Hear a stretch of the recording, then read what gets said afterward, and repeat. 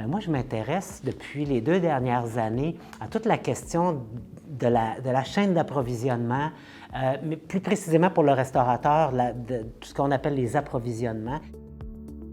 La recherche de Ruby porte sur l'accès des produits marins pour les restaurateurs du Québec. Donc, en fait, la recherche, c'est vraiment de faire un diagnostic du réseau de commercialisation des produits de la pêche auprès de la restauration.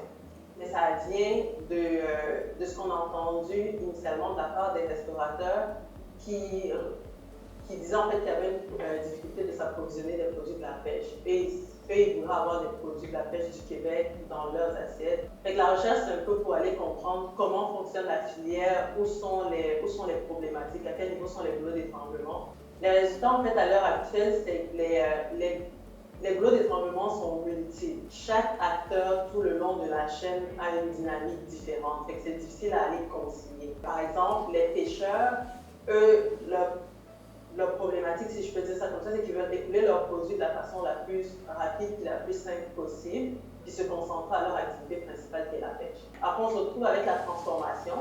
Les transformateurs, eux, ils veulent écouler au meilleur prix leur volume. Puis, il y a un marché qui est déjà organisé pour eux, donc beaucoup de produits vont aller à l'international. Donc, pour eux, vendre à des restaurateurs, c'est complexe parce que c'est des plus petits volumes et eux, ils sont habitués à vendre de grosses quantités. La distribution, eux, ils veulent vendre leurs produits, c'est sûr qu'il y a une question de roulement. Les produits frais versus les produits qui sont plus transformés, qui sont plus congelés. Mais il y a aussi une grosse question de prix. Ils veulent bien vendre des produits du Québec, mais souvent leur clientèle va demander des produits à un certain prix, les produits du Québec deviennent des fois plus chers. On n'a pas en face de nous une seule problématique à résoudre, il y en a plusieurs. Si tu avais à poursuivre dans cette recherche-là, qu'est-ce que tu voudrais résoudre comme problématique en tout début? Ce serait quoi l'élément essentiel à régler? La logistique a l'air d'être l'élément le plus compliqué parce que quand je parlais quand même aux transformateurs, ils voulaient vendre. Il y a un désir de vendre des produits. Fait qu'au niveau soit de la logistique, soit de la conservation, comment est-ce qu'on est capable d'aller prendre les besoins des restaurateurs et les mettre ensemble pour qu'ils aient un plus grand volume en fait. C'est peut-être soit d'avoir une plateforme, soit d'avoir une centrale d'achat, une façon de ramener tous ces besoins-là ensemble. Est-ce que tu penses que, par exemple, de plus en plus, on s'en va vers des solutions technologiques à connecter les deux bouts de la chaîne? La question de traçabilité est importante. Fait que si la question de traçabilité est importante, ça veut dire que la question d'information du produit est importante aussi. Puis, les restaurateurs aussi, j'ai demandé à certains, et puis s'il y avait une plateforme, est-ce que ça vous intéresserait d'aller avec la plateforme?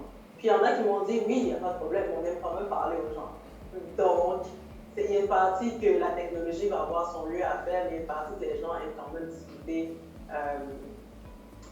puis avoir un contact plus humain. Bien, c'est intéressant. Ils ont la même attitude pour les pêcheurs qu'ils ont avec les producteurs maraîchers ou les producteurs de viande, surtout les restaurateurs qui ont des grandes tables ou qui sont très pointilleux sur leurs approvisionnements, là.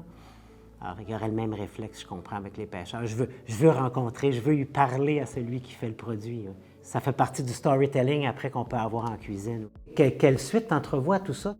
Je suis très intéressé par tout ce qui touche à la numérisation parce que c'est lié à la coordination des filières. C'est clair. La coordination des filières va être fortement influencée par tout le développement de la numérisation, les façons dont on échange l'information sur le marché. Le secteur de la distribution présentement alimentaire est fortement influencé, l'avenue d'Amazon, etc. Donc, cette numérisation-là de la chaîne d'approvisionnement va toucher le secteur de la restauration. Donc, sur la base des résultats de l'étude de Ruby, c'est certain que moi, je vais essayer de voir comment on peut poursuivre pour répondre à cette nouvelle dynamique-là de numérisation, comment on peut l'utiliser pour régler ces problèmes-là d'éloignement, essentiellement, des marchés. L'industrie de la restauration est une industrie très compétitive et il faut avoir des facteurs de différenciation. Servir des produits issus du terroir québécois, c'est un excellent facteur de différenciation pour un restaurateur, pour se démarquer dans une compétition toujours assez féroce. Mais il y a aussi un deuxième niveau, c'est que si plusieurs restaurateurs adoptent des nouveaux produits comme ça dans une même région, ça participe à la construction d'une identité culinaire régionale ou nationale. À ce moment-là, ça positionne une destination au niveau international. Et comme on sait qu'il y a beaucoup de touristes qui viennent à Montréal ou qui viennent dans d'autres villes du monde pour faire l'expérience de la gastronomie, bien, c'est sûr que ça viendrait bonifier l'offre de la restauration de terroir.